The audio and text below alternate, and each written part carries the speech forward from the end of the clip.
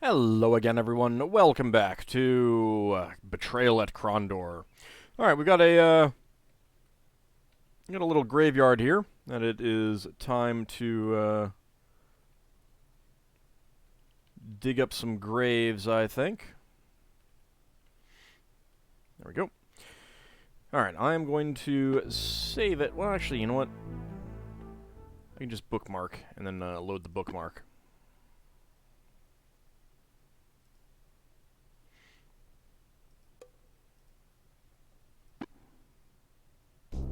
Smoke seeped from the earth, backing away from the defiled grave. Owen watched in horror as the smoke began to whirl into a sparking maelstrom. And, yeah, Goroth just took a lot of damage there. Let's do a flame cast. So we could go all the way up to that. But I'd rather not. Let's just go with, that.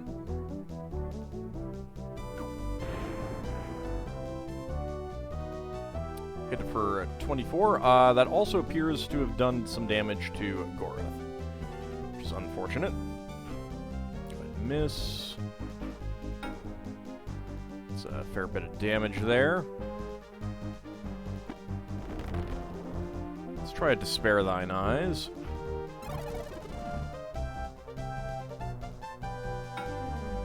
Can we blind a ghost? That is a good question. Go ahead and just rest.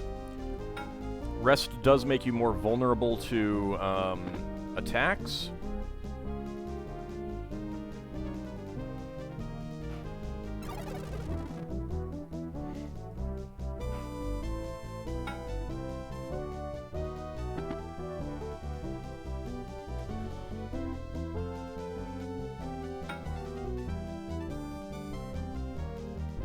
Locklear blinked. Despite the fact that the creature had disappeared, he was wary to drop his guard, but a quick survey of the area revealed that it was nowhere in sight. I think it's gone, he said. Let's get moving again. Okay, well, I don't know that that did anything for us.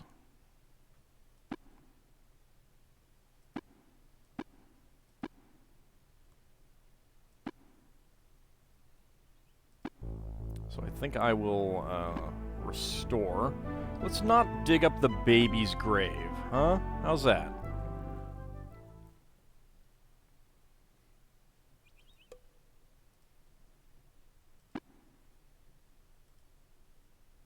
Poisoned rations.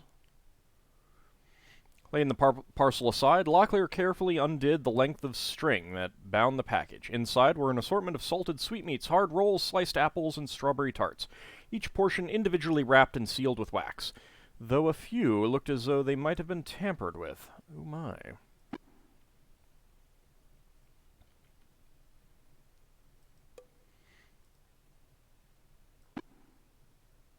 That one just has a body.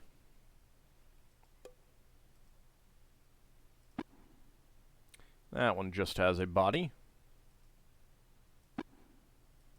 That's strange, no body. What does it say? Goroth levered open the lid of the pine box with the tip of his shovel. When at last it was open, his face contorted with a look that was a mixture of relief and disappointment. No body. Probably because she drowned and her body wasn't recovered. And weed walkers. The strange elven footwear was far too dainty to suit his tastes. Dyed bright green and trimmed with a thin cord of gold, they were obviously intended as something to be worn within boots or moccasins. Can affect player statistics. Okay. So the very last one, we can go ahead and dig up and get something nice out of. I don't think that there's really any negative to digging up the other graves. But I will go ahead and take that.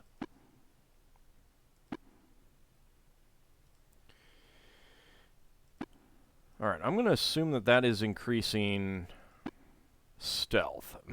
61. 31. Oh my lord.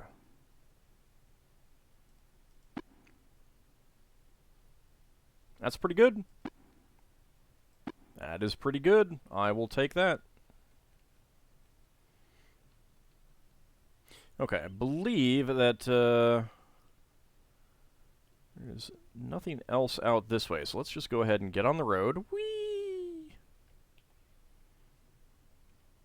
We can actually do something else. It's preferences, large steps. This doesn't change the time. It'll, to a certain extent, just make time pass a little bit more quickly.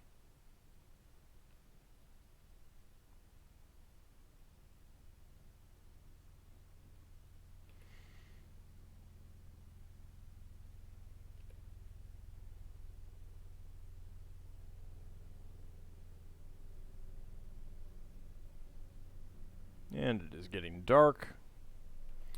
We are by Yabon. So we're close to where we started. Let's just let it get dark, and then we'll camp. Gorath does need some healing.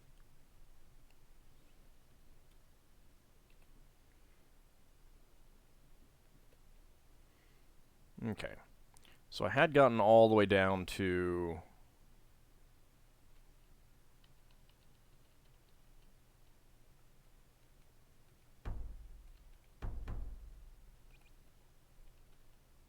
This is the one that we've already opened, I believe. Yeah.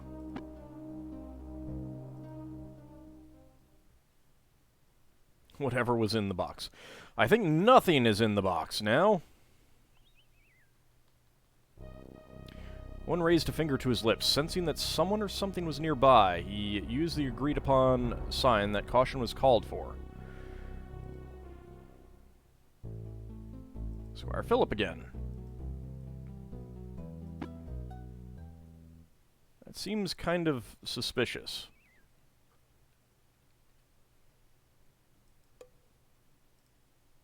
Yeah, we've already dug that one up.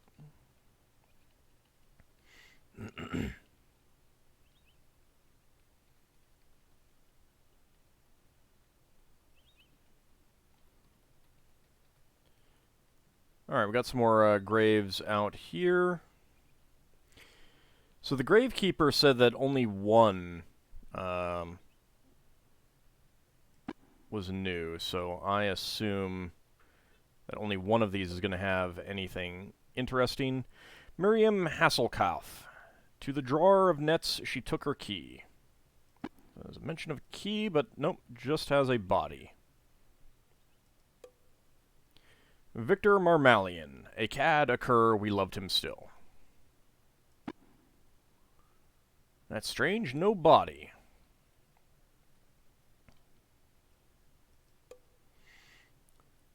A.R. Cremond. He told a lie and paid the price. Just a body. Jad Peebles. He engaged in his last undertaking. Got a note.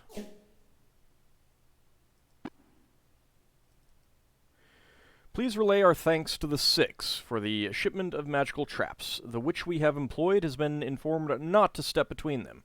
She has promised she shall test them at her leisure. So that's how you can find out how to pass those traps. Stranger. His chest was opened by a Moredhel. No body that time. Clementala Pechta, touched by flames for honor's sake. And we got some flaming quarrels.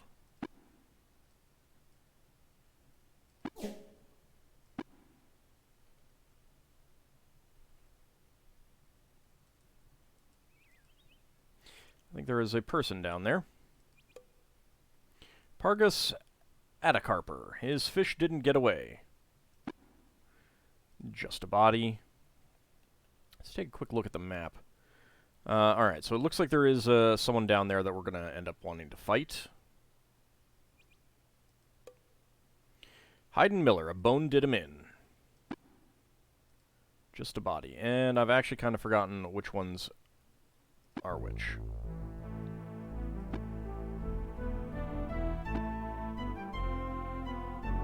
I'm actually going to go take out that warrior first, I think.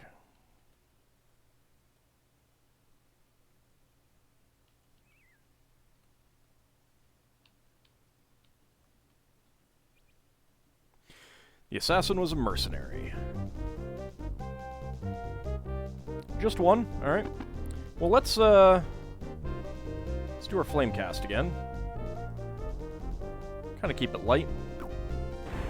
Boom. 12 damage.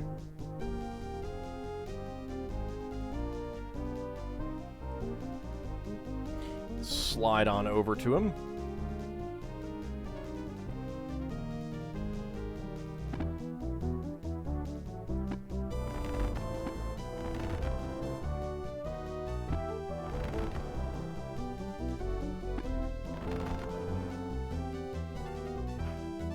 Go ahead and blind him.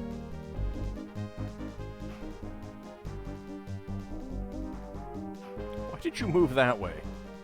Go ahead and rest a bit. There we go, got a hit. So all of my people would be in the way, so I don't want to cast another flame cast. There we go, the battle was won.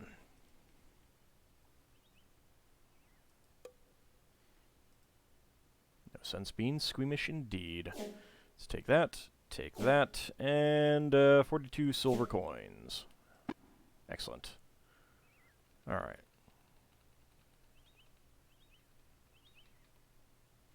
Back to the graves. A bone did him in. Just a body.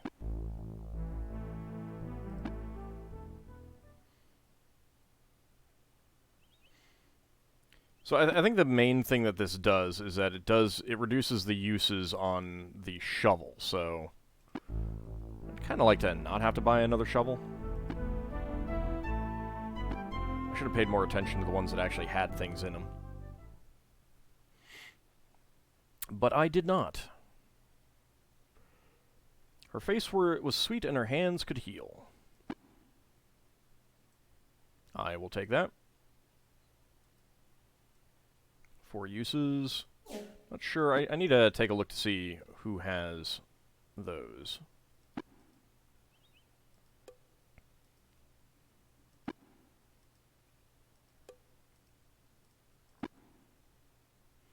Alright, that has the note, the undertaking.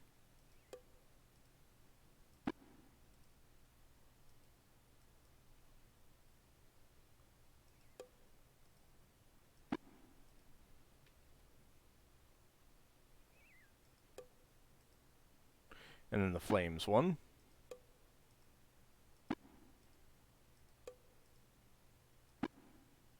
Yeah, okay, so the flames and the undertaking. I think that's it here.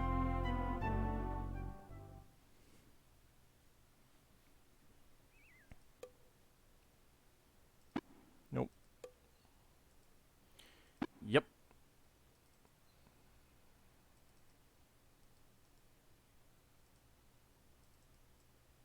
I guess I do have to put it in my inventory to read it. Okay. I don't know that it matters if you read it, but I might as well. Nope. Nope. Touch by flames for honor's sake. Yep. And we will take those 10 flaming quarrels. Okay. Let me actually double check. Actually, there should be some money in one of them.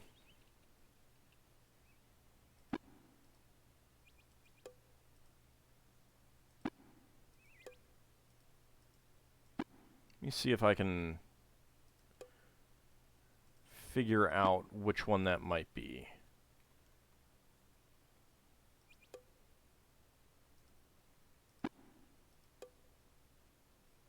In death, her face was that of a sovereign. What was the name? Goldie Crow. Yep, 13 gold. I will take that. Thank you. Okay. The path turned. Locklear studied the road before them, saw it slithered into the distance like a giant snake before descending, eventually into a large town. Lamut, Owen said. Do you think we should go in for supplies? Yes. And then you automatically get pulled along to that. You don't get to check out the individual buildings, you just get this artwork of a town, which is kind of nice, actually. Hey, there's a hole there, and we get 8 gold. That's pretty cool. So you do want to look around on these, so we can shop. We've got an inn. And we've got enter. And then exit. In many ways, the town looked like something created on an alcoholic binge. Rude dwarven shacks smashed up against delicate elven shops, while weird Serrani taverns grew from a press of kingdom-style dwellings. A sign outside the city gate had summed it up well. All who visit Lamut are equal, for in Lamut all is equally queer. Let's check out the shop. Fletcher's Post. The Fletcher's Post had been constructed with elven sensibilities. Within and without, little if anything had been used in a manner that could be called scurrilous, and certainly nothing was merely decorative. Along the walls, the shop's array of arrows and other archery goods were finely displayed, and each thing seemed precisely in its place.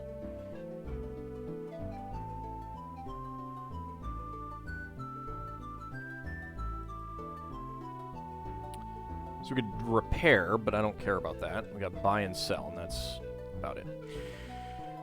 Alright, so broadsword. We got light crossbows for 55 gold. I could buy one, but I'm probably not going to. Serrani light crossbow. Let's take a... Oh, I can't, actually.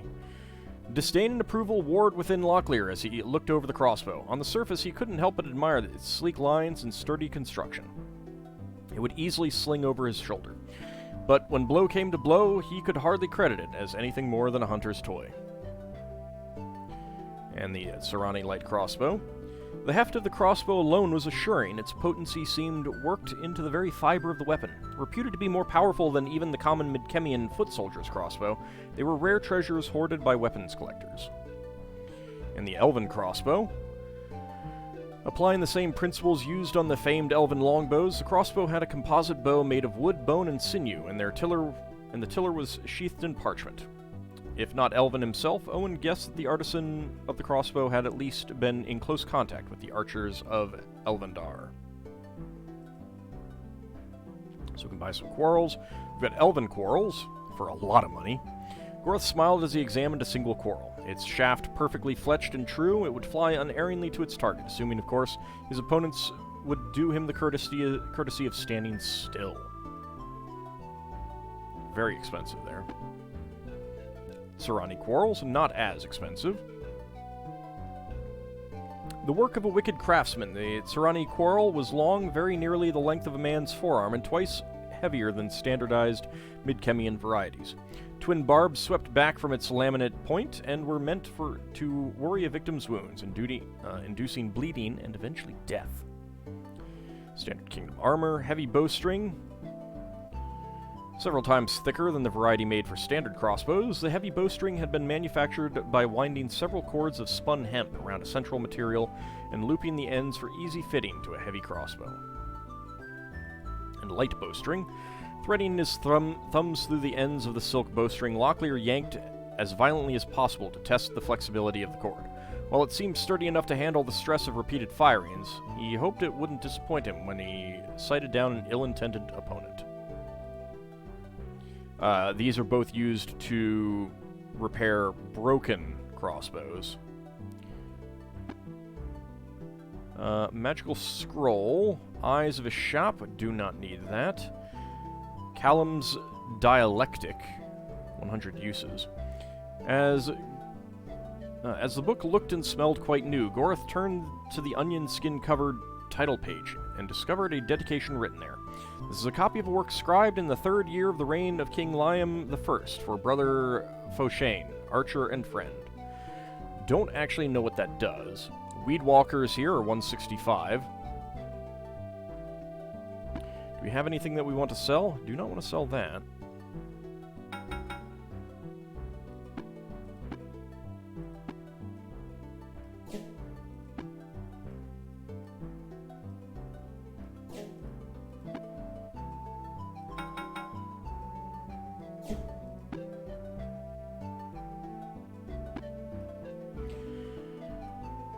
Seven sovereigns and 2 royals, sure.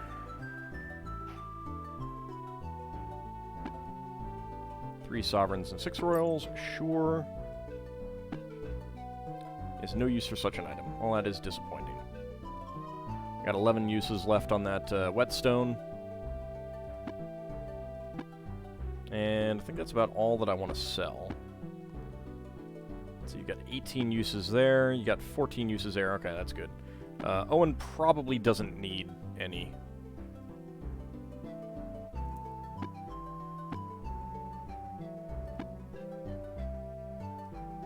Yeah, let's just haggle a bit.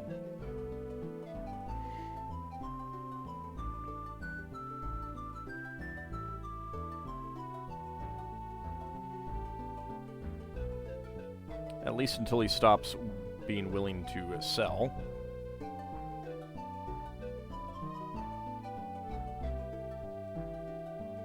If he ever stops being willing to sell. There we go. I got him down to 50. But I'm pretty sure we'll be able to pick some of these up. Over time, I might want to get some of these other ones, but for now, I'm okay. Certainly can't afford any of these at the moment.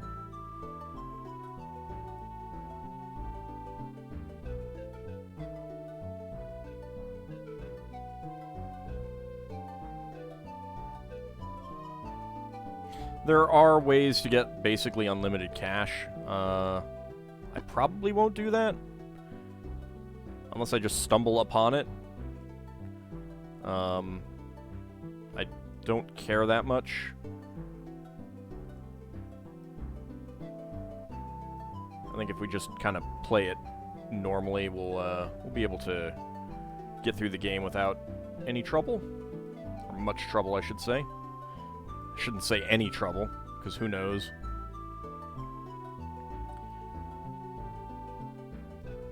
Wow. There we go. Finally.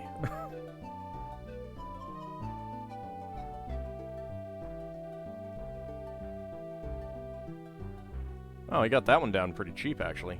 So I think it started out at 44. 17? That's pretty good.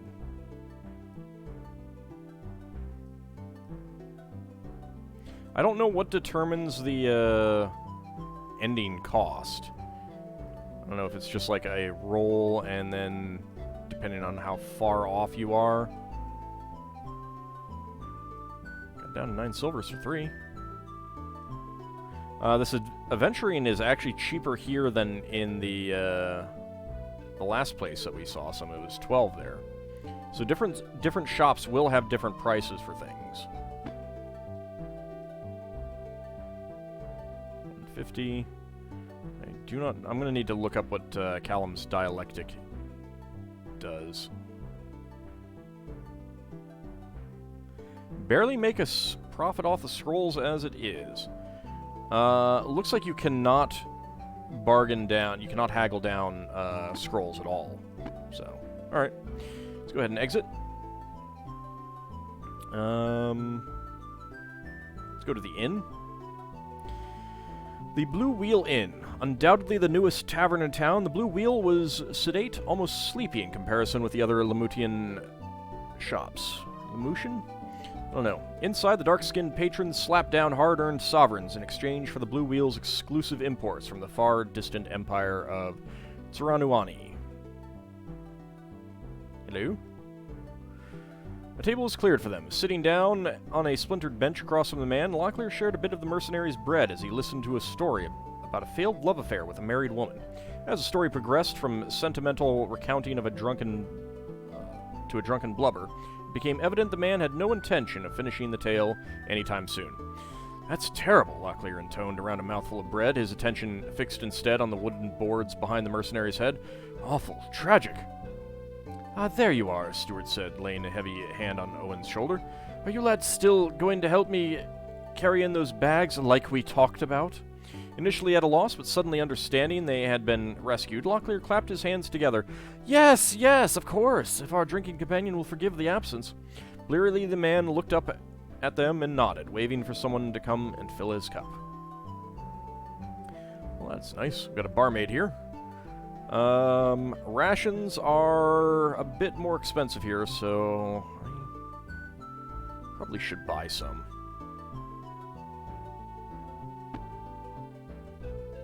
Alright.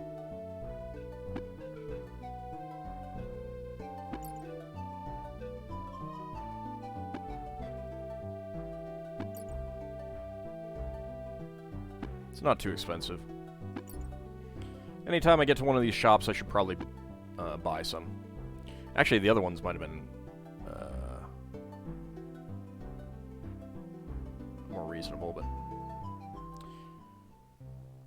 The dwarf drew on his pipe. Languid smoke plumed from the old codger's mouth as he studied Locklear, Owen, and Goreth, each in turn. Although he had long ago lost the use of his left eye to a Moredhel sword strike, his right eye still burned brightly beneath his bushy eyebrows. Dubal Anlock. Being as a dwarf ne'er forgets as much as his own name, I can recognize the strapping young man before me who last I saw was a boy. No slight intended, but I fear I don't recall the occasion. As like the rest of your human kin, none among ye can remember much past a week. If not for we canny dwarves, you would have forgotten that you have a kingdom at all. I fetched you out of a cellar along with a score of womenfolk at the Battle of Sethanon. Don't you remember me, Lockie? Shouldn't that be your name? Dubal, of course. Glad to see you. I hadn't recognized you without the eye patch. What's a dwarf to do? Or one to scratch fair and square, and I'll be a dragon's mother before I'll cover it up again. Shouldn't have done so in the first place. Now I just sit here to jabber with that loon of a Serani bartender, and have me a few beers. Not much to do with the Macmordan Cadal all collapsed. A Braknur has been seen down there. It'll be offering a hefty reward for its slaying. All might if tradition holds, too. Something of a challenge, as they are fierce beasties even by dwarven standards. I've heard tales of these creatures of stone. Thank you, Dubal. Alright, so that's kind of giving us another side quest that we can do. Hello! Sumani clapped twice. Abruptly, the festive mood of the room died, the clank of goblets and the scrape of plates falling silent as the bartender shuffled between benches to bow at Locklear's feet. Touching a gnarled fist to his forehead, then to his heart, he spoke somberly. Be welcome to the Blue Wheel Inn. May you find the drinks to your liking and the company of our patrons pleasurable. If there is anything our servants or I may do, you need only ask Sumani. Honors to your house as well, Sumani. Am I correct in believing this is a drinking establishment? So it is. We serve many of your Midkemian drinks as well as a few from the Tsaranuani Empire as well. Perhaps I might interest you in a cup of chocha. Let's ask about yourself, Sumani. Why did you decide to come to Midkemia and open an inn anyway? Surely you would get better business in Kelowon. I was not always a tavern keeper. As a soldier serving House Shinzawai under Earl Kasumi, I was trapped here when the Rift Gate was collapsed at the end of the Riftwar. It was our belief that we would never again see our families in Tsaranuani or the green skies of Kelowon again. But Sarani warriors traditionally kill themselves if they are in danger of falling captive to an enemy. This is true, Lord, but the Earl informed us that we were forbidden to dispatch ourselves until given leave to do so by a great one. I believe in Midkemia you would call such a one a magician. Until such a time, I content myself with running the Blue Wheel Inn. Let's ask about the Rift Gates. I think that this is referring to books prior to, in the timeline to this game's events. I've heard that the permanent Rift Gate to Kelowon is located near here. I was hoping we could get a glimpse of it. There would be little to see at the moment. An internal conflict has arisen in the Empire between House Akoma and House Anasati. The Assembly of Magicians have ordered a temporary interruption of transport between the Empire and the Kingdom of the Isles until such a time the conflict is resolved. I have been assured the measure is temporary. Let's ask about combat. You said you were a soldier with the Sarani forces. Would you be interested in teaching us some of your combat techniques? It would be my honor, Lord, but I will require a small fee for my services. If my armor were to be damaged, I would be ill-prepared otherwise to pay for its repair. 75 sovereigns should cover any potential harm. Is this fee acceptable? Yes. I wish that I could, but it seems that we are low on funds. That is regrettable. If you were willing to speak to Earl Kasumi up at the garrison, I am certain you could arrange for a wage to be paid you, and then you could come back for my instruction. I think you would find it worth your while. I think I would as well. Armor repair. I don't know how much longer our armor is going to last. Any idea where we could get it repaired? If your armor was the same as mine, I would suggest trying the garrison, but kingdom armor is made in a different way. I would think perhaps the dwarves of the Macmordain Kadal would be of assistance. I understand from speaking to Dubal that the small ones are gifted when it comes to the manufacture of weapons and armor. Alright, goodbye. Thanks for your services, Sumani. You have a wonderful establishment. It's very Tsarani.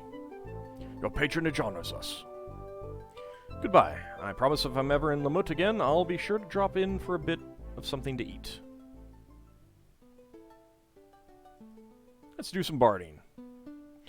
Fortune smiled. Despite the fact he was stumbling through the chords of This Kingdom Mine, Owen's lack of musical mastery was masked by the raucous noise of the tavern's drunken patrons thumping their mugs to the rhythm of the music. That was interesting, the tavern keeper said. I don't think I've heard that song tortured so much in one evening.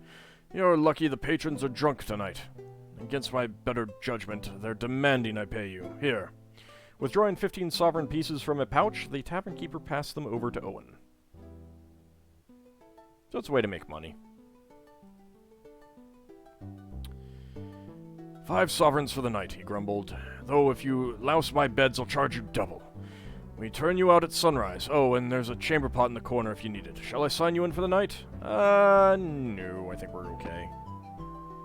Locklear frowned. Another time, Knightmaster, he said, rapping a knuckle against the counter. A bit of advice, however. You want more customers, I'd advise dropping your prices. Even the Empress of Kesh would balk at what you're asking. And we got the garrison up here, I believe. The garrison was impressive. Sitting high on a hill overlooking Lamut, the military outpost had been constructed years earlier to head off a possible Moredhel assault on the western border of the kingdom. They followed a road that snaked through town and up the rocky hill upon which the garrison sat. After speaking with the sentries at the gate, they were led under the fortress's massive iron portcullis. Captain Belford stood as they entered the room. It's good to see you again, Locklear, he said, extending his hand. I share that sentiment. What news have you? How is Earl Kasumi? Locklear asked as the men shook hands. They sat in hard wooden chairs as Belford replied. Oh, he's well, but he's off taking care of some business with a few new guards come through the rift from Kellowan. As for the rest of us, we're looking for a group of Grey Warriors from Kellowan who slipped through the rift just before it closed. Locklear looked a little puzzled. King Liam and Emperor Ichendar granted the Grey Warriors freedom and new status in the kingdom. Yes, but the agreement doesn't allow for the nationalization of stolen goods. Seems they may have absconded with a valuable ruby from Makala's entourage, said Belford. Makala, the Tsarani Great One? Owen asked. Belford smiled. Yes, he has been talking to Prince Arutha about establishing a permanent rift to encourage trade between the Kingdom of Kellowan. He's really throwing his weight around trying to get his ruby back. If you should happen to come across it, bring it back here. He's offering a reward. They thanked him for his information and left. Hey, another side quest! And I believe that is about it. So let's go ahead and exit. The party's abilities have increased.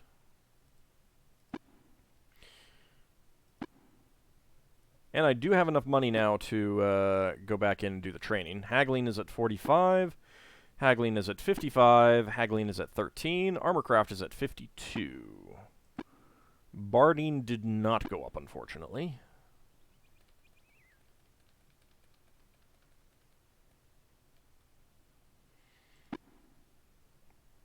Ba-doop-ba-doop.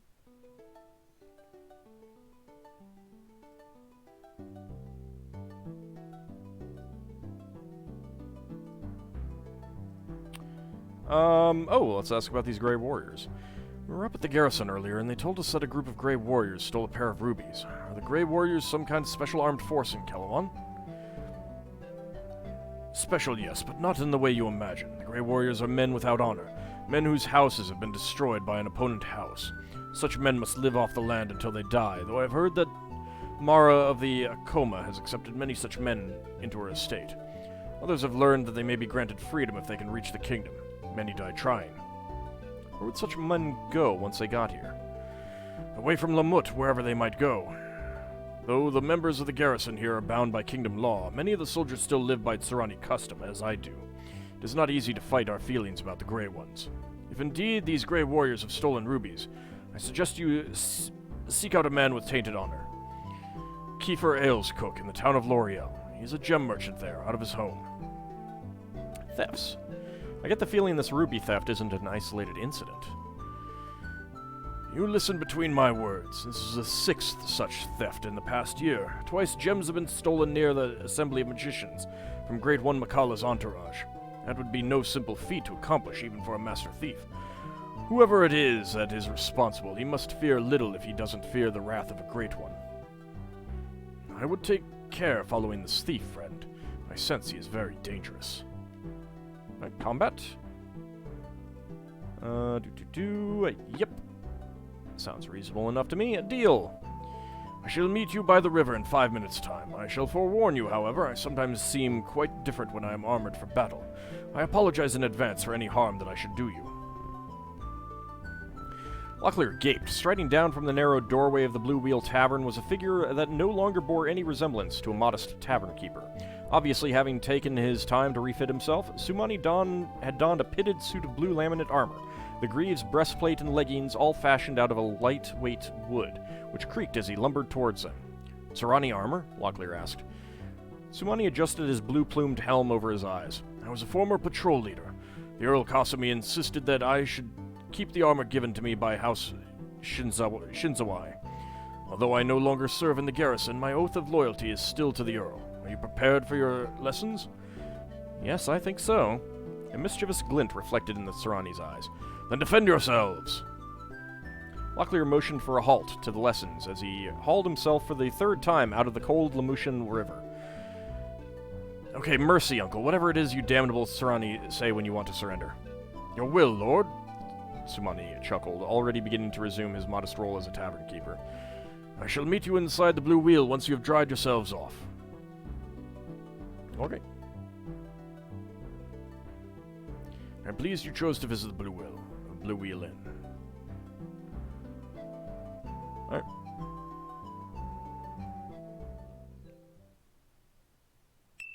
Party's abilities have increased. I believe that is a fixed amount that we have increased with that. Defense, 53. Accuracy, melee, 64.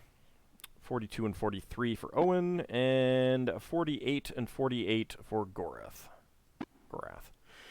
But that is where we're going to call it an episode. When we come back next time, we'll continue on down south, and then probably loop up around, back up Tearsog's Way. See if we can find more enemies to kill, more Moredhel wordlock chests to open, and increase our skills a little bit more. See you next time, everyone.